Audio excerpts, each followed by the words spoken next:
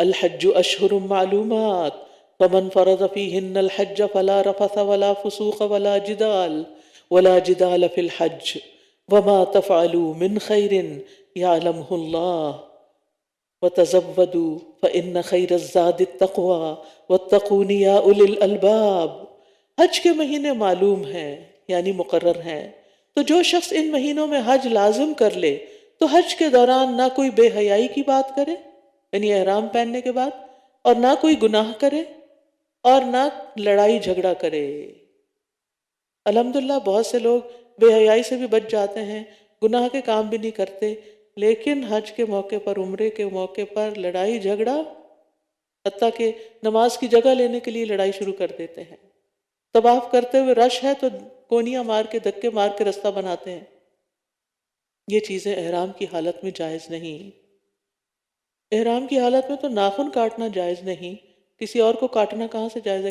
اور جو بھی نیک کام تم کرو گے اللہ اس کو جانتا ہے۔ اس کا مطلب یہ ہے کہ حج اور عمرے کے دوران اور بھی نیکیوں کے کام کرنے چاہیے۔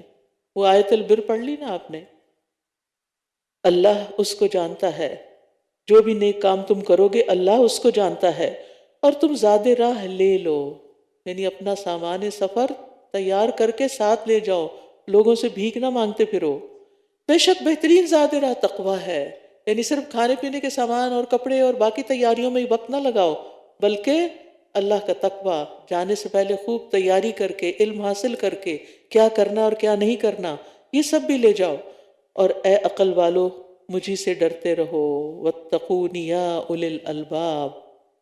ابو ہریرہ کہتے ہیں کہ نبی صلی اللہ علیہ وسلم نے فرمایا، جس شخص نے اس گھر کا حج کیا اور شہوانی چھیڑ چھاڑ کی، نہ بدکاری ہی کا مرتکب ہوا، تو وہ گناہوں سے ایسا صاف ہو کر واپس ہوگا آج ہی اس کی ماں نے اسے جنم دیا ہے۔ لہٰذا حج اور عمرے کا پروگرام ہو تو پوری تیاری کے ساتھ جائیں، علم حاصل کر کے جائیں کہ کیا کرنا وہاں جائز ہے اور کیا نہیں کرنا چاہیے۔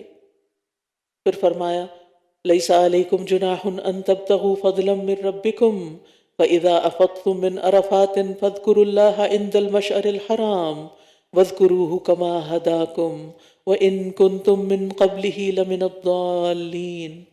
تم پر کچھ گناہ نہیں کہ حج کے دوران اپنے رب کا فضل تلاش کرو، یعنی بزنس بھی ساتھ ساتھ کر سکتے ہو، کسی کو تکلیف نہیں دینا، کسی کو چھیڑ چھاڑ نہیں کرنا، لیکن بزنس کر سکتے ہو حلال طریقے سے۔ پھر جب تم عرفات سے واپس لوٹو تو مشعر حرام یعنی مزدلفہ کے پاس اللہ کا ذکر کرو، اور اس کا ذکر اسی طرح کرو جیسے اس نے تمہیں ہدایت کی ہے، یعنی ذکر بھی اللہ تعالیٰ کی بتائی ہوئی تعلیم کے مطابق جاننا چاہیے اور سیکھنا چاہیے اور اس کے مطابق کرنا چاہیے۔ ذکر کے خود ساختہ طریقے درست نہیں ہیں، اور بے شک تم لوگ اس سے قبل یقیناً گمراہوں میں سے تھے، اللہ نے تمہیں ہدایت دی، لہٰذا اس ہدایت پر شکر ادا کرو۔ اور شکر کا طریقہ کیا ہے کہ جیسے وہ کہتا ہے ویسے ہی کرو۔ ثم افیضوا من حیث افاض الناس واستغفروا اللہ ان اللہ غفور الرحیم۔ پھر تم بھی وہیں سے واپس لوٹو جہاں سے سب لوگ واپس لوٹیں، اور اللہ سے بخشش مانگو، بے شک اللہ بے حد بخشنے والا، نہایت رحم کرنے والا ہے۔ اس سے پتہ چلتا ہے کہ ہمارے دین میں ایک مساوات ہے، کسی کے لیے کوئی اسپیشل ٹریٹمنٹ نہیں۔ حج کے جتنے بھی ارکان ہیں، امیر، غریب، بادشاہ، فقیر، سب کے لیے برابر ہیں۔ کسی خاص قبیلے کے لیے کوئی خاص رعایت نہیں ہے، جیسے کہ قریش سمجھتے تھے کہ ہم عام لوگوں کی طرح حج نہیں کریں گے اور ہم عرفات جا کے نہیں لوٹیں گے اس سے پہلے ہی، کیونکہ وہ تو عام لوگوں کا کام ہے۔ نہیں، حج اس وقت تک ہوتا ہی نہیں جب تک کہ تمام مناسک ادا نہ کیے جائیں، اور پھر مناسک ادا کرتے ہوئے بھی کیا کریں؟ واستغفر اللہ، اللہ سے بخشش مانگتے رہیں، بے شک اللہ غفور الرحیم۔ ہوتا ہے نا ایسے، جب ہم کوئی نیکی کا کام کرتے ہیں تو ہمارے اندر ہوتا ہے پتہ نہیں ٹھیک کیا ہے یا نہیں، پتہ نہیں درست ہے یا نہیں۔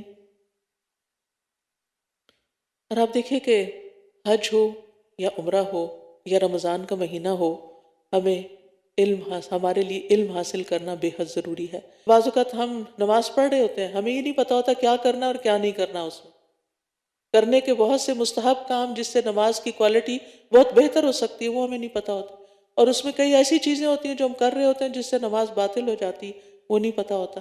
تو اس کے لیے جاننا بہت ضروری ہے۔ فَإِذَا قَضَيْتُم مَّنَاسِكَكُمْ فَاذْكُرُوا اللَّهَ كَذِكْرِكُمْ آبَاءَكُمْ أَوْ أَشَدَّ ذِكْرًا۔ پھر جب تم اپنے حج کے مناسک پورے کر چکو تو اللہ کو ایسے یاد کرو جیسے تم پہلے اپنے باپ دادا کو یاد کرتے تھے، بلکہ اس سے بھی زیادہ یاد کرو۔ پھر لوگوں میں سے کوئی ایسا ہے جو کہتا ہے اے ہمارے رب ہمیں دنیا میں ہی بھلائی دے دے، اور اس کے لیے آخرت میں کوئی حصہ نہیں ہوتا۔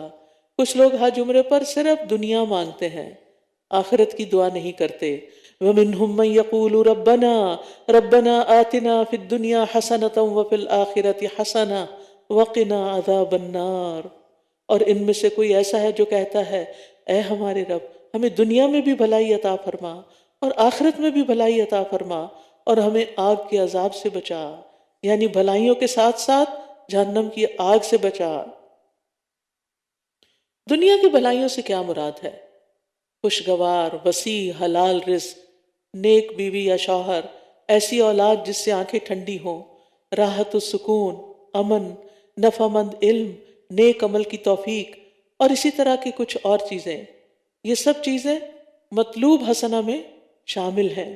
اور آخرت کی حسنہ، موت کا وقت آسان ہو جائے، قبر میں روشنی ہو، قبر کے عذاب سے سلامتی ہو، حشر اور جہنم کی سزا سے سلامتی ہو، اللہ کی رضا حاصل ہو اور نعمتوں کا حصول اور اللہ کا دیدار حاصل ہو، اللہ کا قرب نصیب ہو، جیسے حضرت آسیہ نے دعا مانگی تھی رب ابن لی عندک بیتا فی الجنہ۔ یہ آخرت کی نعمت ہے۔ نبی صلی اللہ علیہ وسلم کی کثرت سے کی جانے والی دعاؤں میں سے ایک دعا ہے، لہٰذا اس کو اپنے پاس کہیں نوٹ کر لیں۔ مثلا اگر نماز کی کوئی آپ نے گھر میں مخصوص جگہ بنائی ہوئی نا اور اس کے ساتھ وال ہے یا کوئی ایسے جگہ ہے تو اس میں ایسی چیزیں اسٹیکر پہ لکھ کے لگا لیں تاکہ آپ کو بھولے نہیں، ورنہ ہوتا ہے کہ ہم ہر وقت اتنی جلدی میں ہوتے ہیں کہ ہمیں چیزیں یاد ہی نہیں رہتی، ایک دن دعا مانگی اگلے دن پھر بھول گئے۔ تو نماز کے بعد بھی آپ مانگ سکتے ہیں، لیکن اس کے علاوہ چلتے پھرتے بھی مانگ سکتے ہیں، اور طواف میں رکن یمانی اور حجر اسود کے بیچ میں صرف یہی دعا مانگی جاتی ہے اور اس میں سب کچھ شامل ہو جاتا ہے۔ اولئک لہم نصیب مما کسبوا واللہ سریع الحساب، یہی وہ لوگ ہیں جن کے لیے اس میں سے ایک حصہ ہے جو انہوں نے کمائی کی، اور اللہ بہت جلد حساب لینے والا ہے۔ اور گنتی کے چند ایام یعنی ایام تشریق میں اللہ کا ذکر کرو، پھر جو کوئی 2 دنوں میں واپسی کی جلدی کرے یعنی منا سے تو اس پر کچھ گناہ نہیں، اور جس نے تیسرے دن تک تاخیر کی تو اس پر بھی کچھ گناہ نہیں، وہ لیٹ نہیں ہے۔ یہ اس کے لیے ہے جو تقوی اختیار کرے، اور تم اللہ سے ڈرتے رہو اور جان لو کہ بے شک تم سب اسی کی طرف اکٹھے کیے جاؤ گے۔ صحابہ ان دنوں میں خوب خوب تکبیرات پڑھا کرتے تھے، اور یہ دن کھانے پینے اور اللہ عز و جل کا ذکر کرنے کے ہیں، جیسا کہ نبی صلی اللہ علیہ وسلم نے فرمایا۔ اور لوگوں میں سے کوئی ایسا بھی ہے جس کی گفتگو دنیا کی زندگی میں آپ کو بہت بھلی لگتی ہے، اور جو اس کے دل میں ہے اس پر وہ اللہ کو گواہ بناتا ہے، یعنی قسمیں کھاتا ہے، حالانکہ دراصل وہ کج بحثی کرنے میں شدید جھگڑالو ہے۔ یہاں ایک ایسے شخص کی بات کی جا رہی ہے کہ جو بڑی خوبصورت گفتگو کرتا ہے، لیکن اگر کوئی چھوٹی سی بات اس کی مرضی کے خلاف ہو تو لڑائی جھگڑے پر اتر آتا ہے۔ منافقین کی صفت میں سے ایک صفت یہ بھی ہے کہ وہ دنیا کی زندگی کے بارے میں بہت معلومات رکھتے ہیں، کسی بھی ٹاپک پہ بات کریں تو انسان حیران ہو جاتا ہے، لیکن اس کی باتوں میں نہ آخرت کی بات ہوتی ہے اور نہ ہی اس کا کچھ علم ہوتا ہے اس کے بارے میں، دین کی کوئی بات نہیں ہوتی۔ ابو ہریرہ کہتے ہیں رسول اللہ صلی اللہ علیہ وسلم نے فرمایا اللہ تعالیٰ ہر سخت دل، متکبر، بخیل اور پیٹو انسان سے بغض رکھتا ہے، جو بازاروں میں شور کرنے والا، رات کو مردار اور دن کو گدھا ہے، دنیا کے معاملات کا عالم ہے، آخرت کے معاملات سے جاہل ہے۔ آخرت کے معاملات سے جہالت اللہ سبحانہ وتعالیٰ کو ناپسند ہے، اللہ تعالیٰ ایسے لوگوں سے نفرت کرتا ہے۔ دوسری بات جو اس آیت میں بتائی گئی کہ وہ اللہ کی قسمیں کھا کر اپنے ایمان اور اخلاص کا یقین دلاتا ہے تاکہ لوگ اس پر اعتبار کریں۔ تیسری بات یہ بتائی گئی کہ وہ الد الخصام ہے۔ الد کا معنی ہوتا ہے سخت جھگڑالو، اور خصام کا معنی جھگڑے میں سخت جھگڑالو، مطلب یہ کہ جب جھگڑے کا وقت آتا ہے تو بہت جھگڑا کرتا ہے۔ حضرت عائشہ کہتی ہیں کہ رسول اللہ صلی اللہ علیہ وسلم نے فرمایا اللہ کے ہاں سب آدمیوں سے زیادہ مبغوض الالد الخصم ہے، یعنی سخت جھگڑالو انسان۔ اور رسول اللہ صلی اللہ علیہ وسلم نے منافق کی 4 نشانیوں میں سے ایک نشانی کیا بتائی کہ جب وہ جھگڑتا ہے تو بد زبانی کرتا ہے، گالیاں دیتا ہے۔ اللہ اکبر، اللہ تعالی ہم سب کو اس بد زبانی سے محفوظ رکھے۔ اصل میں یہ باتیں سن کے ہم اوروں کے بارے میں سوچنے لگتے ہیں کہ فلاں شخص میں یہ بات پائی جاتی ہے اور نہیں، ہم اپنے بارے میں سوچا کریں کہ کہیں ان میں سے کوئی بات میرے اندر تو نہیں۔ پھر مزید اس کے بارے میں فرمایا وَإِذَا تَوَلَّى سَعَى فِي الْأَرْضِ لِيُفْسِدَ فِيهَا، اور جب وہ پلٹ کر جاتا ہے، یعنی باتیں خوب بنا کے جب واپس جاتا ہے تو زمین میں فساد پھیلانے اور کھیتی اور نسل کو ہلاک کرنے کے لیے دوڑ دھوپ کرتا ہے، اور اللہ فساد کو پسند نہیں کرتا۔ اور جب اس سے کہا جاتا ہے کہ اللہ سے ڈرو تو جھوٹی عزت اسے گناہ پر آمادہ کرتی ہے، تو اس کو جہنم ہی کافی ہے، اور یقیناً وہ بہت برا ٹھکانہ ہے۔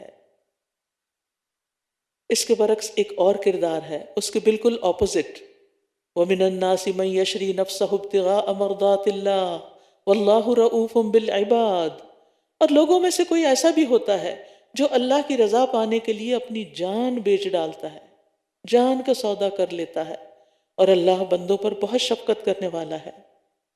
یعنی اوپر والا شخص دنیا حاصل کرنے کے لیے اپنے دین ایمان کو بیچ دیتا ہے، اور یہاں وہ شخص ہے جو اللہ کی رضا حاصل کرنے کے لیے جان و مال کا سودا کر لیتا ہے، کیونکہ ان اللہ اشتری من المؤمنین انفسهم واموالهم بان لهم الجنہ، بے شک اللہ نے مومنوں سے ان کی جانیں اور ان کے مال خرید لیے ہیں کیونکہ ان کے لیے جنت ہے۔ تو اس آیت کے اولین مصداق مہاجر صحابہ ہیں جنہوں نے اپنی جانیں خطرے میں ڈالی، اپنی جائیدادیں چھوڑی، اپنا وطن چھوڑا اور مدینہ چلے گئے، اور انصار جنہوں نے اپنی جان و مال سے مہاجرین کو مدد دی اور انہیں خوش آمدید کہا۔ تو یہ اللہ کی رضا حاصل کرنے والوں کی فضیلت بیان ہوئی ہے۔ نبی صلی اللہ علیہ وسلم نے فرمایا انسان اللہ کی رضا حاصل کرتا ہے اور مسلسل اس میں لگا رہتا ہے۔ اللہ عز و جل جبریل سے فرماتا ہے میرا فلاں بندہ میری رضا کی تلاش میں ہے، آگاہ رہو کہ اس پر میری رحمت ہے۔ جبریل علیہ السلام کہتے ہیں کہ فلاں آدمی پر اللہ کی رحمت ہو، حاملین عرش بھی یہی کہتے ہیں، ان کے آس پاس کے فرشتے بھی یہی کہنے لگتے ہیں، حتیٰ کہ 7 آسمانوں والے بھی یہی کہنے لگتے ہیں۔ پھر یہ بات زمین پر اتار دی جاتی ہے، ایسے لوگوں کے ناموں کے ساتھ کیا لگتا ہے؟ رضی اللہ عنہ، رحمہ اللہ، حفظہ اللہ۔ لوگ اپنے دل سے ان کو دعائیں دیتے ہیں پھر، اور یہ دراصل اللہ ان کے دلوں پہ اتارتا ہے۔ تو ہمیں لوگوں میں پاپولر بننے کی کوشش نہیں کرنی چاہیے، ہمیں کوشش کرنی چاہیے اللہ کو راضی کرنے کی۔ اللہ راضی، رب راضی تے سب راضی، تو سبھی راضی ہو جائیں گے، آسمان کے فرشتے بھی اور زمین کے لوگ بھی۔ ہاں یہ الگ بات ہے کہ کوئی ایک شخص بھی ایسا نہیں ہوتا کہ جس کی پوری دنیا تعریف کرے۔ کچھ لوگ ایسے ہوتے ہیں جلے سڑے کہ جو کسی کی خوبی کو نہیں دیکھ پاتے، برداشت ہی نہیں کر سکتے، انہوں نے کوئی نہ کوئی نقص نکالنا ہی ہوتا ہے۔ تو ایسے لوگوں سے کنارہ کشی کیجیے کہ جو آپ کا کانفیڈنس خراب کریں، ان کی باتوں پہ توجہ ہی نہ دیجیے۔ پھر فرمایا یا ایھا الذین آمنوا ادخلوا فی السلم کافہ، اے لوگ جو ایمان لائے ہو اسلام میں پورے کے پورے داخل ہو جاؤ۔ اگر کوئی شخص گاڑی پہ سوار ہو آدھا باہر آدھا اندر تو کیا ہوتا ہے؟ بچ جاتا ہے یا ہلاک ہو جاتا ہے؟ تو پورے کے پورے اندر آ جاؤ، اور شیطان کے قدموں کی پیروی نہ کرو۔ شیطان کی باتیں نہیں ماننی، وہ تمہیں اسلام میں نہیں جانے دے گا، بے شک وہ تمہارا کھلا دشمن ہے۔ پھر اپنے پاس روشن دلائل آ جانے کے بعد بھی اگر تم پھسل گئے تو جان لو کہ اللہ سب پر غالب خوب حکمت والا ہے۔ کیا یہ لوگ اس بات کا انتظار کر رہے ہیں کہ اللہ ان پر بادل کے سائبانوں میں آ جائے اور فرشتے بھی آ جائیں اور کام تمام کر دیا جائے، اور سب کام اللہ ہی کی طرف لوٹائے جاتے ہیں؟ اس کا کیا مطلب ہے کہ یہ کب سدھریں گے؟ جب قیامت آ جائے گی، جب فیصلہ ہو جائے گا، پھر تو واپس پلٹنے کا موقع ہی نہیں ہوگا، اصلاح کا موقع ہی نہیں ہوگا۔ پھر فرمایا سل بنی اسرائیل کم آتیناہم من آیت بینہ، بنی اسرائیل سے پوچھئے کہ ہم نے ان کو کتنی ہی روشن نشانیاں دیں، اور جو شخص اللہ کی نعمت کو اپنے پاس آ جانے کے بعد بدل دے تو وہ یاد رکھے کہ بے شک اللہ سخت سزا والا ہے۔ کفر کرنے والوں کے لیے دنیا کی زندگی خوشنما بنا دی گئی، کیونکہ ان کے لیے صرف دنیا ہی دنیا ہے نا، اور وہ ان لوگوں سے تمسخر کرتے ہیں جو ایمان لائے۔ ایمان لانے والوں کو بے وقوف سمجھتے ہیں کہ یہ دین کی خاطر اپنا سب کچھ قربان کر دیتے ہیں، اور وہ انسانوں کے بنائے ہوئے راستوں پہ نہیں چلتے۔ حالانکہ جو لوگ تقوی اختیار کریں وہ قیامت کے دن ان سے اوپر ہوں گے، اور اللہ جسے چاہتا ہے بے حساب رزق دیتا ہے۔ اس لیے لوگوں کی باتوں اور لوگوں کے مذاق اڑانے کی پرواہ نہیں کرنی چاہیے، کرنا وہ چاہیے جس سے رب راضی ہوتا ہے، کیونکہ رب راضی ہوگا تو کچھ مل بھی جائے گا۔ لوگ راضی ہوں گے تو تھوڑی دیر کے بعد کوئی بات انہیں اچھی نہیں لگے گی تو ناراض بھی ہو جائیں گے۔ ساری زندگی گزر جاتی ہے لوگوں کو راضی کرنے میں، لیکن لوگ چھوٹی چھوٹی باتوں پہ ناراض ہو جاتے ہیں۔ تو ہمارا فل فوکس کس پہ ہونا چاہیے؟ ان کاموں پہ جو اللہ کو راضی کرنے والے ہیں۔ پھر فرمایا کان الناس امۃ واحدہ، ابتدا میں سب لوگ ایک ہی امت تھے، پھر وہ اختلاف کرنے لگے تو اللہ نے ان کی طرف خوشخبری دینے والے اور خبردار کرنے والے نبی بھیجے، اور ان کے ساتھ حق پر مبنی کتاب نازل کی تاکہ وہ لوگوں کے درمیان ان امور میں فیصلہ کر دیں جن میں انہوں نے اختلاف کیا، اور آپس کی ضد کی وجہ سے اس میں انہی لوگوں نے اختلاف کیا جن کو کتاب دی گئی تھی، اس کے بعد کہ ان کے پاس روشن دلائل آ چکے تھے۔ تو اللہ نے ایمان والوں کو اپنے اذن سے حق میں سے اس بات کی ہدایت دی جس میں انہوں نے اختلاف کیا تھا، اور اللہ جسے چاہتا ہے سیدھے رستے کی طرف ہدایت دیتا ہے۔ تو یہاں ایک بڑی اہم بات بتا دی گئی ہے کہ انسانیت کی ابتدا شرک سے نہیں ہوئی، یعنی سورج، چاند، آگ، ہوا، پانی اور انسانوں کی پرستش سے نہیں ہوئی، خالص توحید سے ہوئی۔ ابتدا میں تمام انسان ایک ہی دین پر چلتے تھے، اور وہ تھا توحید، ان کی ایک ہی ملت تھی۔ ابن عباس کہتے ہیں آدم اور نوح علیہ السلام کے درمیان 10 قرن یعنی 1000 سال تھے، ملینیم۔ یہ سب شریعت حقہ یعنی توحید پر قائم تھے۔ پھر شیطان کے بہکانے سے ان میں شرک آیا اور ان میں اختلافات پیدا ہوئے، تب اللہ نے نوح علیہ السلام اور دوسرے انبیاء بھیجے۔ تو شرک شروع ہوتا ہے نوح علیہ السلام کے زمانے سے، کچھ پہلے سے، تاکہ نوح علیہ السلام آ کر ان کی اصلاح کر سکیں۔ ام حسبتم ان تدخلوا الجنہ، کیا تم نے یہ سمجھ رکھا ہے کہ تم یوں ہی جنت میں داخل ہو جاؤ گے، جبکہ ابھی تک تمہیں اس جیسی آزمائش تو پیش ہی نہیں آئی جو تم سے پہلے گزرے ہوئے لوگوں کو پیش آئی۔ ان کو سختیاں اور تکلیفیں پہنچیں اور وہ ہلا مارے گئے، یہاں تک کہ رسول اور وہ لوگ جو ان کے ساتھ ایمان لائے تھے پکار اٹھے کہ اللہ کی مدد کب آئے گی؟ سنو، بے شک اللہ کی مدد قریب ہی ہے۔ مسلمانوں کو پے در پے پہلے مکہ میں، پھر مدینہ جانے کے بعد جنگوں کی صورت میں اور بہت سی معاشی تنگی کی صورت میں بہت سی پریشانیوں کا سامنا تھا، بہت سی آزمائشیں تھیں ان کی زندگی میں جو شروع ہوئی تھی اسلام لانے سے۔ تو اس پر ان کے دل قدرتی طور پہ گھبرا جاتے ہوں گے، انسان ہے نا، ہم سب انسان ہیں چاہے کیسے بھی ہوں، ایمان کتنا بھی مضبوط ہو، کوئی وقت آ ہی جاتا ہے کہ انسان اپنی تکلیف سے پریشان ہو اٹھتا ہے۔ تو اس پر ان سے کہا جا رہا ہے کیا تم سمجھتے ہو کہ یوں ہی جنت میں داخل ہو جاؤ گے بغیر کسی آزمائش سے گزرے؟ تم سے پہلے لوگوں پر تو اس سے بھی بڑی آزمائشیں آئی تھی کہ ان میں سے کسی کے لیے گڑھا کھود کے اس کو کھڑا کر دیا جاتا اور آرے سے جسم کو 2 حصوں میں کاٹ کے رکھ دیا جاتا۔ اور سورۃ البروج میں تو آپ جانتے ہیں کہ آگ کی خندقیں کھودی گئیں اور جنہوں نے لا الہ الا اللہ کہا انہیں ان خندقوں میں پھینک دیا گیا۔ ایمان کی خاطر لوگوں نے بڑی بڑی تکلیفیں اٹھائیں، اور ہم چھوٹی سی مخالفت پر گھبرا اٹھتے ہیں۔ تکلیفیں مانگنی نہیں چاہیے، لیکن اگر زندگی میں کوئی آزمائش ہے تو مایوس بھی نہ ہو، یہ جنت میں لے جانے کا راستہ بن رہا ہے۔ اللہ کی مدد قریب ہی ہے۔ یاد رکھیں جب سے ہم پیدا ہوئے ہیں اور جب سے ہم نے ہوش سنبھالا ہے، ہم پر مختلف طرح کے امتحان آتے رہے، لیکن ہر آنے والا امتحان گزرتا ہی گیا، گزرتا ہی گیا۔ ہر چیز کی ایک مدت ہوتی ہے، اس تکلیف کے وقت میں اللہ تعالیٰ ہمیں میچور کرتا ہے، اس سے ہمیں بہت کچھ سکھاتا ہے، ہمیں اپنے قریب کرتا ہے، ہمیں جنت کے قریب کرتا ہے، لیکن ہم جلدی چاہتے ہیں۔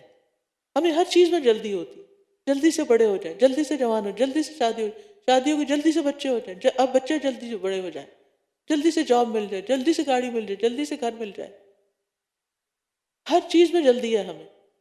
اور یہ بے صبری ہے. یہ جلدی کیا ہے؟ بے صبری. صبر کیا ہے؟ مشکل وقت، مشکل حالات کے ہونے کے باوجود اچھے دنوں کا انتظار کرنا اور اس پر بے قراری سے نکل آنا، اللہ کی رضا پہ راضی رہنا اور اللہ سے اچھی امیدیں رکھنا، مایوس نہیں ہونا کہ میری تو سنی نہیں جاتی. یہ شکوہ ہے اور شکوے اللہ کو پسند نہیں ہے. کیا آپ کو شکوے پسند ہیں؟ چاہے اپنے بچے ہی کریں شکوے، تو کسی کو کوئی دوست کرے. جب بھی کوئی شکوہ کرتا ہے چاہے پیار سے شکوہ کرے، دل پہ بھاری گزرتا ہے نا. تو جو چیز ہمیں اپنے لیے اچھی نہیں لگتی وہ ہم نعوذ باللہ اللہ سبحانہ وتعالیٰ کے لیے کیسے جائز سمجھ لیتے ہیں. تو اللہ سے شکوے نہیں کرنے، اللہ سے دعائیں کرنی ہے، شکر ادا کرنا ہے کہ جس حال میں رکھے راضی ہے. وہ رب ہے نا، وہ مالک ہے. ہم تو اپنے مالک خود بھی نہیں ہیں، نہ اپنے حالات ہمارے بس میں ہیں. تو رب سے خیر ہی مانگتے رہیں اور اس بات کو یاد رکھیں، الا ان نصر اللہ قریب. وہ وقت جلدی آ جائے گا اور جب آ کے گزر جائے گا تو تمہیں یاد بھی نہیں رہے گا کہ اللہ نے تمہیں کیسی کیسی مشکلات سے نکالا. پھر فرمایا یسألونک ماذا ینفقون. وہ آپ سے سوال کرتے ہیں وہ کیا خرچ کریں، مال کہاں خرچ کریں. جب انسان کے پاس بہت مال آ جاتا ہے تو پھر اس کو یہ سوچ آتی کہ اب میں کہاں انویسٹ کروں، کہاں لگاؤں، کیا خریدوں، اپنے اوپر لگاؤں، دوسروں پہ لگاؤں. اسلام نے کیا تعلیم دی؟ آپ کہہ دیجئے کہ جو مال بھی تم خرچ کرو تو وہ والدین، سب سے پہلے ماں باپ کا حق، قرابت داروں، یتیموں، پھر رشتہ داروں کا حق، پھر یتیموں کا حق، محتاجوں اور مسافروں کے لیے ہونا چاہیے. اور جو بھلائی بھی تم کرو گے، جو نیکی کرو گے، وَمَا تَفْعَلُوا مِنْ خَيْرٍ فَإِنَّ اللَّهَ بِهِ عَلِيمٌ، تو بے شک اللہ اس کو خوب جاننے والا ہے. بعض اوقات نیکی کرنا بڑا مشکل ہوتا ہے نا، دل نہیں چاہتا، اور خاص طور پہ مال خرچ کرنا ایک مشکل کام ہے. وَأُحْضِرَتِ الْأَنفُسُ الشُّحَّ. لیکن اگر انسان خرچ کرتا رہے تو اس کا دل کھلتا بھی جاتا ہے. جتنا خرچ کرتا ہے اتنا ہی دل کھلتا ہے، پھر اور خرچ کرنے کو دل کرتا ہے. کیونکہ مال خرچ کرنے میں اور دینے میں، چاہے والدین کو صدقہ تھوڑی دینا ہوتا ہے، یہ صدقے کی بات نہیں ہو رہی. والدین کو صدقہ نہیں دیتے، والدین کو تو گفٹ دیتے ہیں، والدین پر تو خوشی سے خرچ کرتے ہیں. اور والدین کو اس لیے بھی نہیں دیتے کہ انہیں ضرورت ہے. بعض اوقات ہم یہ کہتے ہیں ہمارے ماں باپ بہت امیر ہیں، انہیں نہیں ضرورت، اس لیے ہم انہیں نہیں کچھ دیتے، ہم بس غریبوں یتیموں کو دیتے. ضرور دیں غریبوں کو، لیکن ماں باپ کا دل خوش ہوگا. ہو سکتا ہے کہ وہ آپ جو انہیں دیں وہ آگے صدقہ زیادہ کر سکیں. تو پہلا حق ان کا بتایا گیا. اور پھر رشتہ دار، وہ ہماری قدر نہیں کرتے نا، وہ ہمارا شکریہ بھی ادا نہیں کرتے. وہ تو آئے دن کوئی نہ کوئی مسئلہ کھڑا کے رکھتے ہیں. آپ دیتے رہو تو بھی خوش نہیں ہوتے، اور اگر نہ دو تو زیادہ ہی ناراض ہو جاتے ہیں. پھر بھی ان کو دو. اس لیے تھوڑی دینا ہے کہ وہ خوش ہو جائیں، اس لیے نہیں دینا. اس لیے دینا ہے کہ رب خوش ہو جائے، رب کے لیے دینا. اور جب رب خوش ہو گیا، رب آپ کو خوش کر دے گا، آپ کے دل کو سکون سے بھر دے گا، آپ کی مشکلات آسان کر دے گا، آپ کی بیماریاں اور دکھ اور پریشانیاں دور ہو جائیں گی. صدقے میں بڑی خیر ہے. اور پھر یتیم، مسکین، معاشرے کے ایسے طبقات جو آپ کے رشتہ دار نہیں لیکن ضرورت مند ہیں. کیونکہ بعض لوگ صرف اپنی کمیونٹی اور اپنے ہی لوگوں کو دیتے رہتے ہیں، باہر نہیں دیتے. تو جہاں بھی خیر کا موقع ہو کر لیجئے، کیونکہ آگے اللہ تعالیٰ کیا فرما رہے ہیں، وَمَا تَفْعَلُوا مِنْ خَيْرٍ. جو بھی نیکی کرو گے، اس لسٹ میں وہ ہے یا نہیں ہے، اللہ کو سب پتا ہے. العلیم، اس کے علم کا کمال یہ ہے کہ اس کا علم ہر چیز پر محیط ہے، ظاہر ہو یا پوشیدہ، چھوٹی ہو یا بڑی، اول ہو یا آخر. اس کا علم کامل ہے کہ کسی اور کے علم میں وہ آ بھی نہیں سکتا، تصور بھی ممکن نہیں. وہ بہت زیادہ اور ہر وقت جاننے والا ہے، ہر حال اور ہر کیفیت اور ہر خواہش کو جاننے والا ہے. کیونکہ وہ تو نیتوں پہ بھی اجر دیتا ہے نا. آپ سوچتے ہیں میرے پاس اگر اتنے پیسے آ گئے نا، یہاں سے یہ میرا پروفٹ آ گیا تو میں اتنے اور اتنے دوں گی، اب وہ آیا ہی نہیں. آپ کو نیت آپ کی مل گئی، اجر مل گیا. اور یہ کس نے دیا؟ اللہ نے، کیونکہ اس کو آپ کے دل کا حال پتا تھا. پھر فرمایا کتب علیکم القتال وہو کرہ لکم.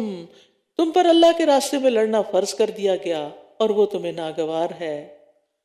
وَعَسَىٰ أَن تَكْرَهُوا شَيْئًا وَهُوَ خَيْرٌ لَكُمْ. اور ہو سکتا ہے کوئی چیز تم ناپسند کرو اور وہ تمہارے لیے اچھی ہو. آزمائشیں کس کو پسند ہیں؟ کسی کو بھی نہیں، لیکن بعض آزمائشیں انسان کو سونا بنا دیتی ہیں، بہت میچور کر دیتی ہیں، بہت کچھ سکھا دیتی ہیں۔ وَعَسَىٰ أَن تُحِبُّوا شَيْئًا وَهُوَ شَرٌّ لَكُمْ، اور ہو سکتا ہے کوئی چیز تم پسند کرو اور وہ تمہارے لیے بری ہو۔ کھانے میں کتنی چیزیں ہوتی ہیں جن کے بغیر ہمارا گزارا نہیں، لیکن وہ ہمارے لیے سخت نقصان دہ ہوتی ہیں، اور ہمیں پتہ ہوتا ہے کہ یہ کھاؤں گی تو بیمار پڑ جاؤں گی، پھر بھی نہیں باز آتے۔ اسی طرح کمفرٹ میں رہنا، زیادہ سونا، آرام کرنا، کام نہ کرنا، یہ بھی بڑا پسند ہوتا ہے لوگوں کو۔ کام کرنے، محنت مشقت سے جی چراتے ہیں۔ وہ شر لکم، دنیا کمانے کی جگہ ہے، آخرت کمانے کی جگہ ہے۔ کیوں اپنے آپ کو، کیوں سستی میں مبتلا ہو، کیوں پیچھے رہ رہے ہو؟ واللہ یعلم وانتم لا تعلمون، اللہ جانتا ہے تم نہیں جانتے، اس لیے اللہ کے فیصلوں پہ ناراض نہ ہو، اللہ کے فیصلوں پہ راضی ہو، جو جس حال میں رکھے راضی رہو۔ ہر حال میں تکلیف سے جان نکل رہی ہو پھر بھی کہا کریں اللہ میں راضی، تو ہی اس کو دور کرنے والا، میں تجھ سے راضی، ہر حال میں راضی، کیونکہ اس کو پتا ہے کہ ہمیں کتنا آزمانا ہے، کہاں تک آزمانا ہے۔ یسألونک عن الشہر الحرام قتال فیہ، وہ آپ سے حرمت والے مہینے میں لڑائی کرنے کے بارے میں سوال کرتے ہیں، کہہ دیجئے ان میں لڑائی کرنا بہت بڑا گناہ ہے، اور اللہ کے راستے سے روکنا اور اس سے کفر کرنا اور مسجد حرام سے روکنا اور اس کے رہنے والوں کو اس سے نکال دینا اللہ کے نزدیک اس سے بھی بڑا گناہ ہے، اور فتنہ قتل سے بھی کہیں بڑھ کر ہے، اور یہ لوگ ہمیشہ تم سے لڑتے رہیں گے، یہاں تک کہ اگر وہ استطاعت رکھتے ہوں تو تمہیں تمہارے دین سے پھیر دیں، اور جو کوئی تم میں سے اپنے دین سے پھر گیا پھر کفر کی حالت میں ہی مر گیا، جو کوئی تم میں سے اپنے دین سے پھر گیا پھر کفر کی حالت میں ہی مر گیا، تو ایسے لوگوں کے اعمال دنیا اور آخرت میں ضائع ہو گئے، ان کی کوئی نیکی قبول نہیں، اور یہی لوگ آگ کے ساتھی ہیں، یہ اس میں ہمیشہ رہنے والے ہیں۔ جو بچے قرآن کی یہ آیتیں پڑھ لیں، اپنے ماں باپ سے بھی پڑھ لیں، کیا وہ دین سے پھر سکتے ہیں؟ لیکن آج کل یہ مسئلہ کتنا عام ہوتا جا رہا ہے، اور کتنی بھیانک سزا ہے اس کی، اس اویئرنیس کی کتنی ضرورت ہے۔ ان الذين آمنوا والذين هاجروا وجاهدوا في سبيل الله اولئك يرجون رحمت اللہ واللہ غفور الرحیم، بے شک وہ لوگ جو ایمان لائے اور جن لوگوں نے ہجرت کی اور اللہ کے راستے میں جہاد کیا، یہی لوگ اللہ کی رحمت کی امید رکھتے ہیں، اور اللہ بے حد بخشنے والا، نہایت رحم کرنے والا ہے۔ اللہ کے راستے میں نکلو تو صحیح، کچھ قربانی تو کرو، اللہ کے دین کی ترقی کے لیے کوئی محنت تو کرو، کوئی مال تو لگاؤ، پھر دیکھو اللہ کیسی قدردانی کرتا ہے۔ پھر مزید کچھ احکامات، یسألونک عن الخمر والمیسر قل فیہما اثم کبیر ومنافع للناس واثمہما اکبر من نفعہما، وہ آپ سے شراب اور جوئے کے بارے میں سوال کرتے ہیں، آپ کہہ دیجئے کہ ان دونوں میں بڑا گناہ ہے اور لوگوں کے لیے کچھ فائدے بھی ہیں، اور ان دونوں کا گناہ ان کے فائدے سے زیادہ بڑا ہے، اور وہ آپ سے سوال کرتے ہیں کہ وہ کیا خرچ کریں، کہہ دیجئے جو بھی تمہاری ضرورت سے زائد ہو، جو ایکسٹرا ہے تمہیں نہیں چاہیے اوروں کو دے دو، استعمال کریں۔ اس طرح اللہ تمہارے لیے اپنی آیات کھول کھول کر بیان کرتا ہے تاکہ تم غور و فکر کرو۔ زائد چیز کا مطلب صرف یہ نہیں ہوتا کہ فضول چیز، ہو سکتا ہے کہ وہ بہت عمدہ چیز ہو لیکن آپ کے کام نہیں آ رہی، کسی اور کے لیے بہت پسندیدہ ہو سکتی ہے۔ تو بہت سے علماء نے اس کا معنی اپنی اور گھر کی ضرورتوں سے زائد چیز لیا ہے، یعنی وہ مال، وہ اشیاء جو اہل و عیال اور لازمی ضروریات پر خرچ کرنے کے بعد بچ رہے، لیکن اتنا نہ خرچ کر دے کہ خود بھاگ پھیلانے لگے، دوسروں سے مانگنے لگے۔ رسول اللہ صلی اللہ علیہ وسلم نے فرمایا بہتر صدقہ وہ ہے جو خوشحالی کے ساتھ ہو، اور تم پہلے اپنے اہل و عیال پر خرچ کرو۔ تو یہ حکم زکوٰۃ کے علاوہ نفلی صدقے کا ہے جو یہاں دیا جا رہا ہے، کیونکہ حقیقت یہ ہے کہ مال میں زکوٰۃ کے علاوہ بھی حق ہے دنیا اور آخرت کے معاملے میں، اور وہ آپ سے یتیموں کے بارے میں سوال کرتے ہیں۔ یہ آیت نہ پچھلی آیت سے ملی ہوئی ہے، تاکہ تم غور و فکر کرو، کس میں؟ دنیا اور آخرت کے معاملات میں۔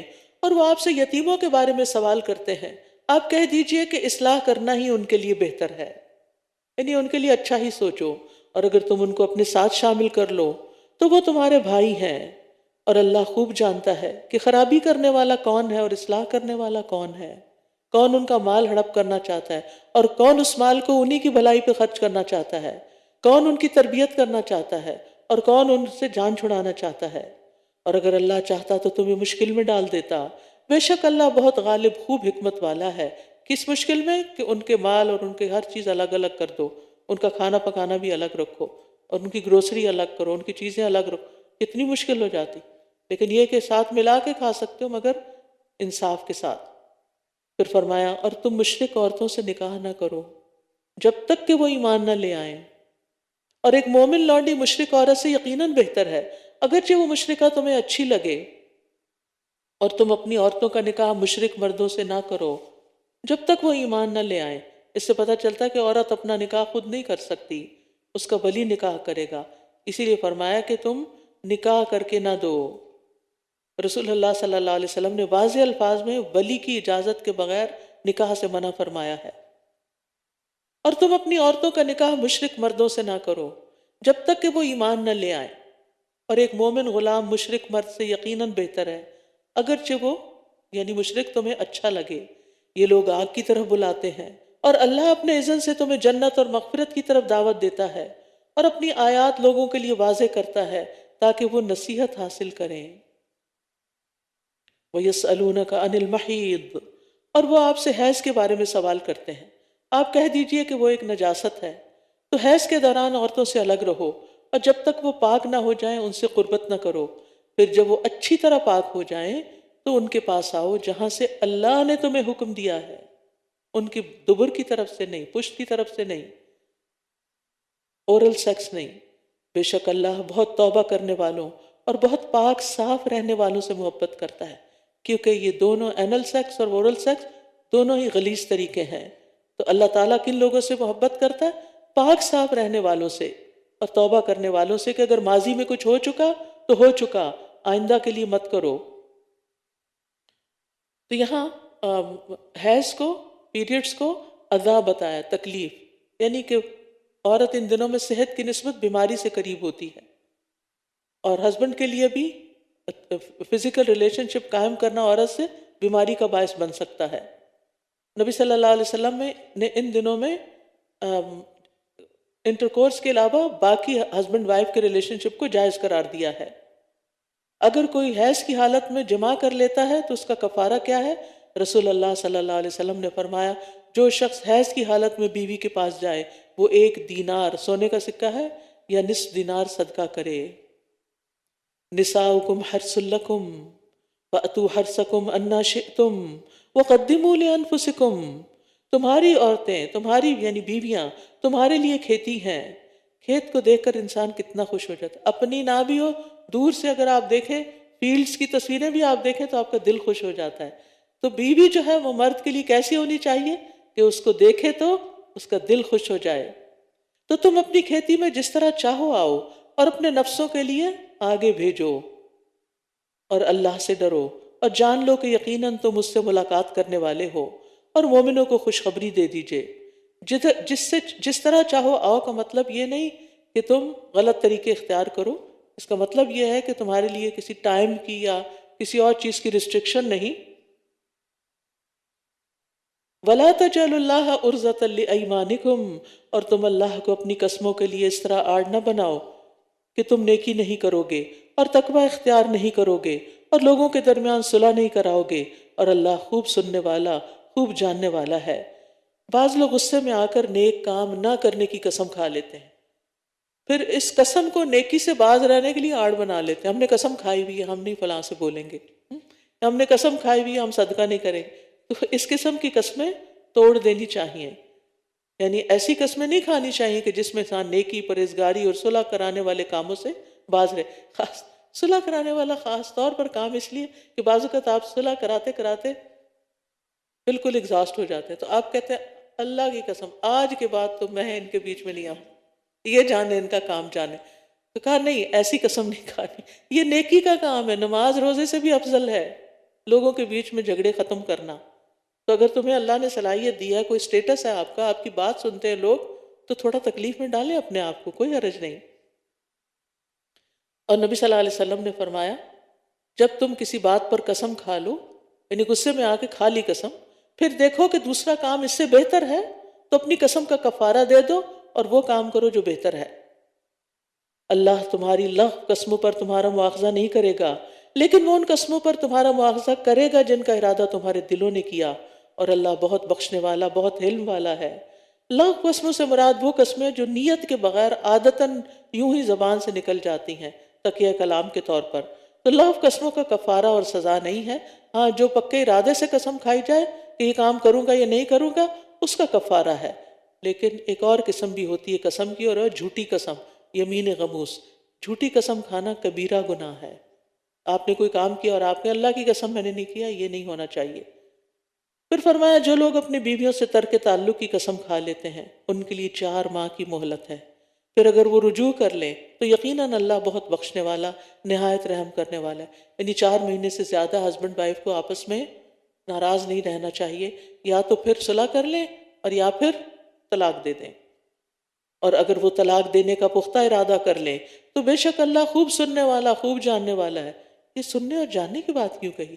کیونکہ بعض مرد کئی طلاقیں دیتے ہیں اور پھر مکر جاتے ہیں، کہتے ہیں ہم نے نہیں دی۔ تم نے جب دی اللہ نے سن لی، اور دنیا میں کوئی نہیں پکڑ سکتا، اللہ تمہیں پوچھے گا۔ والمطلقات یتربصن بانفسہن 3 قروء، اور طلاق یافتہ عورتیں اپنے آپ کو 3 حیض آنے تک انتظار میں رکھیں، یعنی دوسرا نکاح نہ کریں، اور اگر وہ اللہ اور یوم آخرت پر ایمان رکھتی ہیں تو ان کے لیے یہ حلال نہیں کہ اللہ نے ان کے رحموں میں جو کچھ پیدا کیا ہے وہ اسے چھپائیں، اور اس دوران ان کے شوہر انہیں واپس لوٹا لانے کے زیادہ حقدار ہیں اگر وہ اصلاح کا ارادہ رکھتے ہوں۔ یعنی آئندہ کے لیے جھگڑے ختم، پھر بھلے مانس طریقے سے واپس لا کر گھر بنائیں گے تو اجازت ہے، اور ان عورتوں کے لیے معروف طریقے سے ویسے ہی حقوق ہیں جس طرح ان پہ ذمہ داریاں ہیں، اور مردوں کو ان پر ایک درجہ حاصل ہے۔ یعنی گھر کا قوام ذمہ دار مرد ہے، اور اللہ بہت زبردست، بہت حکمت والا ہے۔ تو طلاق کے بعد عورت کو عدت گزارنی چاہیے، اور اس عدت میں خاوند دوبارہ رجوع کر سکتا ہے، اس کا حق ہے، ابھی تک وہ اس کی بیوی ہے۔ عدت گزر جائے پھر وہ آزاد ہے، چاہے تو کہیں اور نکاح کرے اور چاہے تو اسی خاوند سے دوبارہ نکاح کرے اگر ایک طلاق ہوئی ہے۔ پھر فرمایا الطلاق مرتان، طلاق 2 بار ہے، یعنی رجعی طلاق جس میں رجوع ہو سکتا ہے۔ پھر یا تو بھلے طریقے سے بیوی کو روک لینا ہے یا احسان کے ساتھ رخصت کر دینا ہے۔ احسان کے ساتھ، کتنی ڈگنیٹی ہے اس بات میں، اور کتنی رسپیکٹ دی گئی ہے عورت کو۔ اور تمہارے لیے حلال نہیں کہ تم نے جو کچھ انہیں دیا ہے یعنی مہر سمیت اس میں سے کچھ بھی واپس لو، کوئی گفٹ وغیرہ، کوئی اور چیز، مگر یہ کہ دونوں کو اس بات کا ڈر ہو کہ وہ اللہ کی حدود کو قائم نہ رکھ سکیں گے، تو پھر عورت وہ واپس کر کے خلا لے لے۔ پھر اگر تمہیں اس بات کا ڈر ہو کہ وہ دونوں اللہ کی حدود قائم نہ رکھ سکیں گے تو ان دونوں پر اس بات میں کوئی گناہ نہیں کہ وہ عورت علیحدگی حاصل کرنے کے لیے خامند کو بدلے میں کچھ دے دے، مہر واپس کر دے یا گفٹ واپس کر دے۔ یہ اللہ کی حدود ہیں، سو ان سے تجاوز نہ کرو، اور جو لوگ اللہ کی حدود سے تجاوز کریں تو یہی دراصل ظالم ہے۔ یہاں جاہلیت کے دستور کو روکا گیا، کیونکہ جاہلیت میں مرد عورت کو بے شمار طلاقیں دیتا تھا، نہ اسے چھوڑتا تھا اور نہ اس کو رکھتا تھا بھلے مانس طریقے سے۔ مقصد بیوی کو تنگ کرنا ہوتا تھا، ذلیل کرنا ہوتا تھا، اس لیے اللہ سبحانہ وتعالیٰ نے اس کی حد بندی کر دی، اور دوسری طرف ایک ہی وقت میں 3 طلاقیں دینے سے بھی منع کیا، کیونکہ اگر کوئی ایک دفعہ بھی طلاق دیتا تو طلاق ہو جاتی ہے، عدت گزارنے کے بعد عورت آزاد ہو جاتی ہے۔ اور یہ جو 3 طلاقیں ایک شمار ہوتی ہیں، یہ حضرت عمر رضی اللہ عنہ کے دور سے شروع ہوا تھا۔ ابن عباس کہتے ہیں کہ رسول اللہ صلی اللہ علیہ وسلم اور ابو بکر کے زمانے میں اور عمر رضی اللہ عنہ کی خلافت کے ابتدائی 2 سالوں میں 3 طلاقیں ایک ہی طلاق شمار ہوتی تھی۔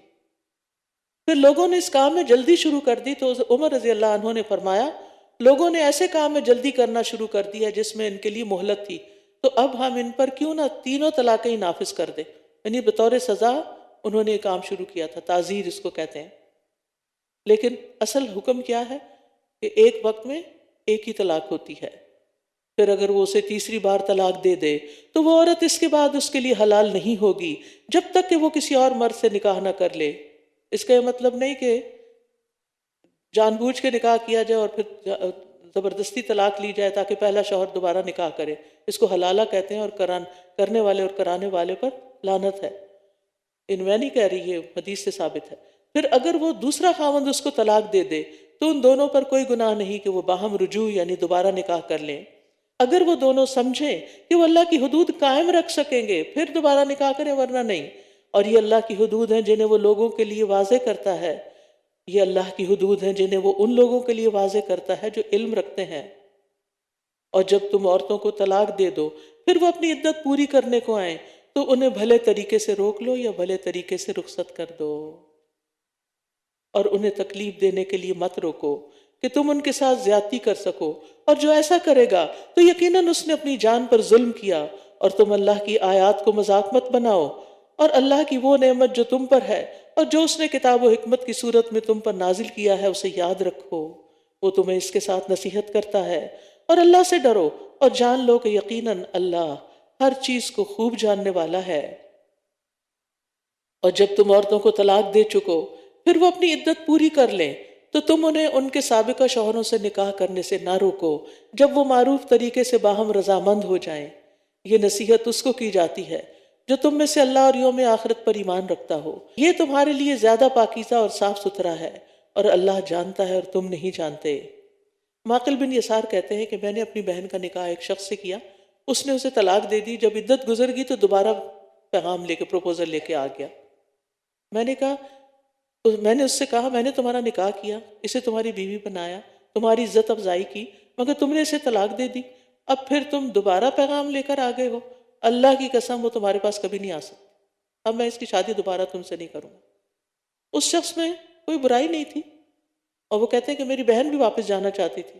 عورت کو اپنا گھر عزیز ہوتا ہے، کون عورت اپنا گھر چھوڑنا چاہتی، لیکن بھائی مانے تھا، بھائیوں کی غیرت بیچ میں آ جاتی، اب نہیں ہو سکتا یہ، تو فرمایا فَلَا تَعْضُلُوهُنَّ، نہیں انہیں مت روکو کہ وہ اپنے پہلے والے خامدوں سے دوبارہ نکاح کر لیں۔ جب یہ آیت نازل ہوئی تو کہتے ہیں میں نے کہا اللہ کے رسول اب میں نکاح کر دوں گا، کہ یہ تھا نا ایمان، کوئی اپنی انا کا مسئلہ نہیں بنایا۔ تو بہرحال انہوں نے پھر نکاح کر دیا۔ اس سے یہ بھی پتہ چلتا ہے کہ عورت ولی کی اجازت کے بغیر نکاح نہیں کر سکتی۔ حدیث میں آتا ہے کوئی عورت کسی عورت کا نکاح نہ کرے، ولی مرد کرے، اور کوئی عورت اپنا نکاح خود نہ کرے، کیونکہ وہ عورت زانیہ ہے جو اپنا نکاح خود کر لیتی ہے۔ شاہ عبد القادر لکھتے ہیں یہ حکم ہے عورتوں کے ولیوں کو کہ اس کے نکاح میں اس کی خوشی کا خیال رکھیں، جہاں وہ راضی ہو کر نکاح کر دیں، اگرچہ اپنی نظر میں کوئی اور جگہ زیادہ بہتر ہو۔ یعنی یہ مسئلہ کب پیش آتا ہے؟ عورت اپنے نکاح کے لیے خود کب نکل پڑتی ہے؟ جب خاندان والے تعاون نہیں کرتے۔ اور مائیں اپنے بچوں کو پورے 2 سال تک دودھ پلائیں، یہ حکم اس کے لیے ہے جو رضاعت کی مدت پوری کرنے کا ارادہ کرے، اور بچے کے والد کے ذمہ معروف طریقے سے ان ماؤں کا کھانا اور کپڑا دینا، یعنی طلاق کے بعد بھی جب تک ماں بچے کو دودھ پلائے گی تو بچے کے باپ کے ذمہ ہے کہ وہ اس عورت کا خرچہ اٹھائے، نان نفقہ۔ کسی شخص کو اس کی طاقت سے بڑھ کر تکلیف نہ دی جائے، نہ تو والدہ کو اس کے بچے کی وجہ سے اور نہ ہی والد کو اس کے بچے کی وجہ سے کوئی نقصان پہنچایا جائے، یعنی ماں بھی بچے کو آڑ نہ بنا لے باپ کو ستانے کے لیے، اور باپ کے وارث پر بھی اسی طرح کی ذمہ داری ہے۔ پھر اگر وہ دونوں باہم رضامندی اور مشورے سے دودھ چھڑانے کا ارادہ کر لیں تو ان پر کچھ گناہ نہیں، اور اگر تم اپنے بچوں کو کسی اور عورت سے دودھ پلوانے کا ارادہ کر لو تو بھی تم پر کوئی گناہ نہیں، یعنی ضروری نہیں کہ ماں ہی پلائے، اگر مشکل ہو رہی ہے تو کوئی اور عورت بھی پلا سکتی ہے۔ گائے وغیرہ کا یا فارمولا کا ذکر نہیں کیا گیا، بشرطے کہ جو انہیں دینا طے کیا تھا تم بھلے طریقے سے ان کے حوالے کر دو، اور اللہ سے ڈرو اور جان لو کہ جو کچھ بھی تم کرتے ہو یقیناً اللہ اسے خوب دیکھنے والا ہے۔ اور تم میں سے جو لوگ فوت ہو جائیں اور بیویاں چھوڑ جائیں تو وہ عورتیں 4 ماہ اور 10 دن تک اپنے آپ کو انتظار میں رکھیں، پھر جب اپنی عدت کی مدت پوری کر چکیں تو جو بھی وہ اپنے ذات کے بارے میں معروف طریقے سے طے کریں تو تم پر کوئی گناہ نہیں، اور جو بھی تم کرتے ہو اللہ اس کی خوب خبر رکھنے والا ہے۔ بیوہ عورت کی عدت سب بیوہ عورتوں کے لیے اتنا زیادہ یہ سوال آتا ہے، عورت کی عمر 70 سال ہوگی ابھی بھی عدت ہوگی؟ جی ہاں بالکل عدت ہوگی، اور اس میں اس کو رنگین کپڑے نہیں پہننے، زیور نہیں پہننا، گھر نہیں چھوڑنا، اور ادھر ادھر گھومنا پھرنا نہیں، بلکہ اپنے اسی گھر کے اندر رہنا ہے۔ اور جب 4 مہینے 10 دن گزر جائیں اسلامی کیلنڈر کے، تو پھر وہ جو چاہے تو اس گھر میں اگر رہنا چاہے، گھر والے رکھنا چاہیں، یا جا کے دوسرا نکاح کرنا چاہے، کچھ بھی کرے، پھر وہ آزاد ہے۔ ظاہر ہے پھر ولی کوئی نکاح کرے گا، اس میری بات سے یہ مطلب نہ نکالیے کہ خود کر لے۔ اور تم پر اس بات میں کوئی گناہ نہیں کہ عدت والی عورتوں کو اشارتاً پیغام نکاح بھیجو، یعنی دوران عدت عورت کو پروپوز نہیں کیا جا سکتا، دوران عدت نکاح نہیں کیا جا سکتا۔ اور تم پر اس بات میں کوئی گناہ نہیں کہ عدت والی عورتوں کو اشارتاً پیغام نکاح بھیجو یا اسے اپنے دلوں میں چھپائے رکھو۔ اللہ جانتا ہے کہ ضرور تم ان کا ذکر کرو گے، لیکن تم ان سے نکاح کرنے کا خفیہ وعدہ نہ کرو، چھپی دوستی نہیں، مگر یہ کہ کوئی بھلی بات کہو، یعنی اچھے الفاظ میں کسی طرح میسج کنوے کروا دو، باقاعدہ پروپوزل نہیں۔ اور تم عقد نکاح کو پختہ نہ کرو یہاں تک کہ عدت کی مقرر مدت اپنے اختتام کو پہنچ جائے، اور جان لو کہ یقیناً اللہ جانتا ہے جو تمہارے دلوں میں ہے، لہٰذا اس سے ڈرو، اور جان لو کہ بے شک اللہ بہت بخشنے والا اور بردبار ہے۔ تم پر کوئی گناہ نہیں اگر تم ان عورتوں کو طلاق دے دو جنہیں تم نے ہاتھ نہیں لگایا، یعنی پیپر میرج ہوئی تھی، لڑکا کسی ملک میں تھا، لڑکی کہیں اور تھی، امیگریشن نہیں ہوئی، آخر کار طلاق دینی پڑی، لڑکی جانے کو تیار نہیں تھی تھرڈ ورلڈ کنٹری میں، اور لڑکا آ نہیں سکتا تھا۔ اب کیا ہے؟ طلاق ہو گئی۔ اب کیا ہوگا؟ اس کے ساتھ ٹائم ہی نہیں سپینڈ کیا تو پھر کیا ہوگا؟ ایسی صورت میں عدت نہیں ہوگی لڑکی پر۔ تم پر کوئی گناہ نہیں اگر تم ان عورتوں کو طلاق دے دو جنہیں تم نے ہاتھ نہیں لگایا یا جن کے مہر تم نے مقرر نہیں کیے، اور انہیں کچھ نہ کچھ فائدہ یعنی تحفہ دو۔ سبحان اللہ، تم نے کوئی فائدہ نہیں اٹھایا، لیکن اس بچی کا تو بہرحال ایک نقصان ہو گیا۔ وسعت والا اپنی وسعت کے مطابق، تنگ دست اپنی حیثیت کے مطابق دے، بھلے طریقے سے فائدہ پہنچانا ہے، یعنی خوبصورتی سے الگ ہوں۔ نیکی کرنے والوں پر یہ لازمی حق ہے، ایسا لازمی کرنا چاہیے، یہ متع طلاق کہلاتا ہے۔ اور اگر تم ان منکوحہ عورتوں کو ہاتھ لگانے سے پہلے طلاق دے دو جبکہ تم نے ان کے لیے مہر بھی مقرر کر دیا ہو، تو مقررہ مہر کا آدھا حصہ ادا کرنا ہوگا، مگر یہ کہ وہ عورتیں مہر معاف کر دیں یا وہ شخص معاف کر دے جس کے ہاتھ میں نکاح کی گرہ ہے، اور یہ کہ تم معاف کر دو تو یہ تقویٰ کے زیادہ قریب ہے۔ اور تم آپس میں احسان کرنا نہ بھولو، جو کچھ بھی تم کرتے ہو یقیناً اللہ اس کو خوب دیکھنے والا ہے۔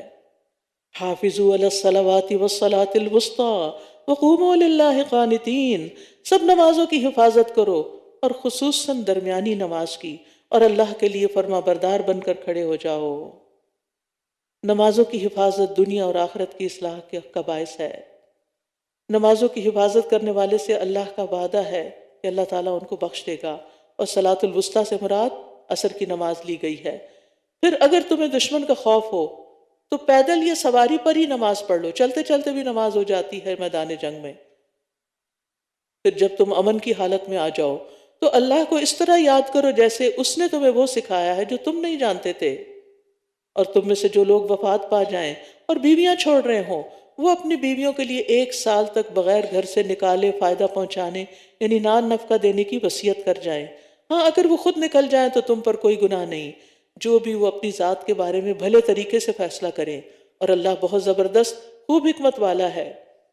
تو خاوند کی وفات کی یہ عدت تمام عورتوں کے لیے یکساں ہے، شوہر نے اس سے صحبت کی ہو یا اس سے پہلے ہی فوت ہو گیا ہو، جوان ہو یا بوڑھی ہو، بس نکاح ہوا تھا، چاہے رخصتی نہیں ہوئی تب بھی عورت کو عدت کرنی پڑے گی یہ والی، اور اس کو شوہر کی میراث میں سے بھی حصہ ملے گا، میراث میں سے بھی حصہ دیا جائے گا۔ اور طلاق یافتہ عورتوں کو بھلے طریقے سے کچھ فائدہ یعنی متع طلاق پہنچانا لازم ہے، متقی لوگوں پر عورتوں کا یہ حق ہے۔ ہمارے ہاں کیسے ہوتی ہے طلاق، اور ہمارے ہاں کتنی ظلم و کتنی زیادتی کی جاتی ہے، کھڑے کھڑے گھر سے نکال دیا جاتا ہے۔ اسی طرح اللہ تمہارے لیے اپنی آیات کو واضح کرتا ہے تاکہ تم عقل سے کام لو۔ أَلَمْ تَرَ إِلَى الَّذِينَ خَرَجُوا مِنْ دِيَارِهِمْ وَهُمْ أُلُوفٌ حَذَرَ الْمَوْتِ فَقَالَ لَهُمُ اللَّهُ مُوتُوا ثُمَّ أَحْيَاهُمْ ان اللہ لذو فضل علی الناس ولکن اکثر الناس لا یشکرون، اکثر لوگ شکر نہیں کرتے۔ کیا آپ نے ان لوگوں کے حال پر غور نہیں کیا جو ہزاروں کی تعداد میں تھے؟ وہ موت سے بچنے کے لیے اپنے گھروں سے نکل پڑے۔ کوئی وبا آ گئی ہوگی تو لوگوں نے سوچا ہوگا یہ علاقہ چھوڑ جائیں، اور ایک نہیں، دو نہیں، ہزاروں۔ تو اللہ نے ان سے فرمایا مر جاؤ، جہاں نکل کے گئے وہیں موت آ گئی تو وہ مر گئے۔ پھر اس نے انہیں زندہ کر دیا۔ بے شک اللہ لوگوں پر بہت فضل فرمانے والا ہے، لیکن اکثر لوگ شکر ادا نہیں کرتے۔ یعنی ایسی آزمائشیں اور ایسے خوف کے اوقات کے پیچھے بھی حکمت ہوتی، جیسے کووڈ آیا تھا، اس میں بہت سی پریشانی تو تھی، لیکن اس کے کئی فائدے بھی ہوئے، کئی نئی جہتیں بھی نکلیں۔ وَقَاتِلُوا فِي سَبِيلِ اللَّهِ وَاعْلَمُوا أَنَّ اللَّهَ سَمِيعٌ عَلِيمٌ، اور اللہ کے راستے میں جنگ کرو اور جان لو کہ اللہ خوب سننے والا اور خوب جاننے والا ہے۔ کون ہے وہ جو اللہ کو قرض حسنہ دے تاکہ وہ اسے اس کے لیے کئی گنا زیادہ بڑھا دے؟ اور اللہ ہی تنگی پیدا کرتا ہے اور وہی کشادگی دیتا ہے، اور اسی کی طرف تم لوٹائے جاؤ گے۔ قرض حسنہ سے کیا مراد ہے؟ وہ مال جو خالص اللہ کی رضا اور ثواب حاصل کرنے کے لیے خرچ کیا جائے، اس میں کوئی ریاکاری نہ ہو، کسی کو ستانا نہ ہو، کسی پر احسان رکھنے کی نیت نہ ہو۔ تو اللہ سبحانہ وتعالیٰ کا کرم دیکھیے، خود ہی سب کچھ بندوں کو دے کے خود اپنے ذمے اسے قرض قرار دے رہا ہے، اور یہاں اللہ کے راستے میں خرچ کرنے کی بات ہو رہی ہے، یعنی اللہ کے دین کی خاطر۔ پیچھے اللہ کی خاطر جنگ کرنے کا حکم ہوا، اب اللہ کی خاطر مال خرچ کرنے کا حکم ہو رہا ہے۔ رسول اللہ صلی اللہ علیہ وسلم نے فرمایا، جس نے اللہ کی راہ میں کوئی چیز خرچ کی، اس کے لیے اس کا 700 گنا لکھا جاتا ہے۔ اللہ کے راستے میں کیا ہوتا ہے؟ اللہ کے دین کی خدمت کے لیے، لوگوں کے اندر خیر پھیلانے کے لیے۔ الم تر الی الملأ من بنی اسرائیل من بعد موسیٰ، کیا آپ نے موسیٰ کے بعد بنی اسرائیل کے سرداروں کے حال پر غور نہیں کیا جب انہوں نے اپنے نبی سے کہا کہ آپ ہمارے لیے ایک بادشاہ مقرر کر دیں تاکہ اس کی قیادت میں ہم اللہ کے راستے میں لڑیں۔ اس نے کہا ممکن ہے کہ اگر تم پر جنگ کرنا فرض کر دیا جائے تو تم نہ لڑو۔ انہوں نے کہا اور ہمیں کیا ہے کہ ہم اللہ کے راستے میں نہ لڑیں جبکہ ہم اپنے گھروں اور بیٹوں سے نکال دیے گئے ہیں۔ پھر جب ان پر جنگ کرنا فرض کر دیا گیا تو ان میں سے چند ایک کے سوا سب منہ موڑ گئے، اور اللہ ان ظالموں کو خوب جانتا ہے۔ اور ان کے نبی نے ان سے کہا بے شک اللہ نے تمہارے لیے طالوت کو بادشاہ مقرر کر دیا ہے۔ تو وہ کہنے لگے اس کی بادشاہت ہم پر کیسے ہو سکتی ہے جبکہ ہم بادشاہت کے اس سے زیادہ حقدار ہیں، اور اسے تو کوئی مالی وسعت بھی عطا نہیں کی گئی۔ اس نبی نے کہا بے شک اللہ نے اسے تم پر چن لیا ہے اور اسے علم اور جسم کے اعتبار سے زیادہ وسعت دی ہے، اور اللہ جسے چاہتا ہے اپنی بادشاہت عطا کرتا ہے، اور اللہ وسعت والا خوب جاننے والا ہے۔ تو علمی قوت جسمانی قوت پر مقدم ہے۔ علم والے اور لا علم، ان میں کوئی نسبت نہیں۔ قل هل يستوي الذين يعلمون والذين لا يعلمون۔ علم مال سے بہتر ہے، کیونکہ یہاں انہوں نے کیا اعتراض کیا کہ اس کے پاس تو کوئی مال نہیں، اس کو کیسے بادشاہ بنا دیا گیا ہے؟ لیکن اس کے پاس کیا تھا؟ علم۔ اور کیا تھا؟ قوت۔ اور اسی طرح انسان کے اندر جو ایسی فضیلت ہوتی ہے، یعنی علمی فضیلت، علمی قوت، وہ باقی قوتوں پر حاوی ہو جاتی۔ علم کے ذریعے آپ باقی چیزیں بھی حاصل کر لیتے ہیں، لیکن اگر آپ جاہل ہیں تو آپ اپنا مال بھی ضائع کر دیں گے، اپنی زندگی بھی ضائع کر دیں گے۔ جہالت عیب ہے، جہالت سے نکلنا ہے، چاہے دنیا کے علم ہو چاہے دین کے جو بھی نفع مند علم ہو، ان کی طرف توجہ کرنی چاہیے۔ اور یہاں اللہ تعالیٰ کی صفت الواسع آئی ہے، جس کی جود و سخا مخلوق کے اندازوں سے کہیں بڑھ کر ہے، اور اس کی رحمت اور علم ہر چیز پر محیط ہے، اس کا رزق سب کے لیے کافی ہے۔ اور ان کے نبی نے ان سے کہا بے شک اس کی بادشاہت کی علامت یہ ہوگی کہ تمہارے پاس وہ تابوت واپس آ جائے گا جس میں تمہارے رب کی طرف سے سکینت بھی ہے، اور آل موسیٰ اور آل ہارون کے چھوڑے ہوئے بقیہ جات بھی ہیں۔ فرشتے اسے اٹھائے ہوئے ہوں گے، یقیناً اس میں تمہارے لیے ایک نشانی ہے اگر تم ایمان والے ہو۔ پھر جب طالوت لشکروں کے ساتھ روانہ ہوا تو اس نے اپنی فوج سے کہا یقیناً اللہ تمہیں ایک نہر کے ذریعے آزمانے والا ہے۔ آپ نیکی کے کام کے لیے نکلتے ہیں تو راستے میں کوئی رکاوٹ آ جاتی ہے، یہ دیکھنے کے لیے کہ کتنا شوق ہے، واقعی دل میں کتنی سچائی ہے اس کام کو کرنے کی۔ تو کہا اللہ تمہیں یقیناً ایک نہر کے ذریعے آزمانے والا ہے، تو جس نے اس میں سے پی لیا تو وہ مجھ سے نہیں، اور جس نے اس کو نہیں چکھا تو وہ یقیناً مجھ سے ہے، مگر وہ جو اپنے ہاتھ سے ایک چلو بھر لے، یعنی تھوڑا بہت پی لو۔ تو سوائے چند ایک کہ انہوں نے اس میں سے پی لیا، یعنی خوب پیٹ بھر کے پیا۔ پھر جب اس نے اور ان لوگوں نے جو اس کے ساتھ ایمان لائے تھے اس نہر کو پار کر لیا، تو وہ کہنے لگے آج ہمارے پاس جالوت اور اس کے لشکروں سے مقابلہ کرنے کی کوئی طاقت نہیں۔ اس موقع پر جو لوگ اس بات کا یقین رکھتے تھے کہ وہ اللہ سے ملاقات کرنے والے ہیں، کہنے لگے کتنی ہی بار ایسا ہوا کہ چھوٹی جماعت بڑی جماعت پر اللہ کے اذن سے غالب آ گئی، اور اللہ صبر کرنے والوں کے ساتھ ہے۔ اللہ کی خاص معیت حاصل ہوتی ہے ان لوگوں کو جو مشکل وقت میں اسی پر بھروسہ کرتے ہیں اور بے قرار نہیں ہوتے اور اپنا کام کیے جاتے ہیں۔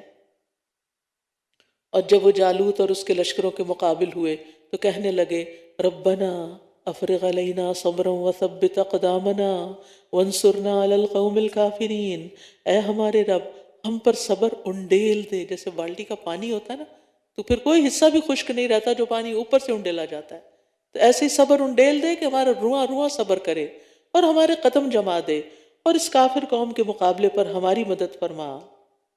تو اللہ سے جب انسان التجا کرتا ہے تو مدد بھی آ جاتی ہے، دعا بھی قبول ہو جاتی ہے۔ اب یہی ہوا، تو انہوں نے اللہ کے اذن سے ان دشمنوں کو شکست دے دی، اور داؤد نے جالوت کو قتل کر دیا، اور اللہ نے اسے بادشاہت اور حکمت عطا کی، اور جو چاہا اسے سکھایا۔ اور اگر اللہ بعض لوگوں کے ذریعے بعض کو نہ ہٹائے تو زمین میں فساد پھیل جائے، لیکن اللہ جہان والوں پر فضل فرمانے والا ہے۔ تو یہ اللہ تعالیٰ کی ایک سنت ہے کہ مفسدین کو وہ اپنی طاقت سے ختم کرتا رہتا ہے۔ تلک آیات اللہ نتلوہا علیک بالحق وانک لمن المرسلین، یہ اللہ کی آیات ہیں جنہیں ہم آپ پر حق کے ساتھ پڑھ رہے ہیں، اور یقیناً آپ رسولوں میں سے ہیں۔ یہ سب وحی کے ذریعے علم آپ کو ملا ہے، اللہ کی طرف سے ایک رحمت کے طور پر آپ کے پاس آیا ہے، لہٰذا آپ کبھی بھی شک میں نہ پڑیں۔ آپ نے بھی جو کچھ سنا وہ یقینی حق ہے، اور اس میں شک کی گنجائش نہیں۔ جو بھی آیات اور ترجمہ ان کا آپ نے سنا، ان پر یقین ہی عمل کی راہیں استوار کرتا ہے۔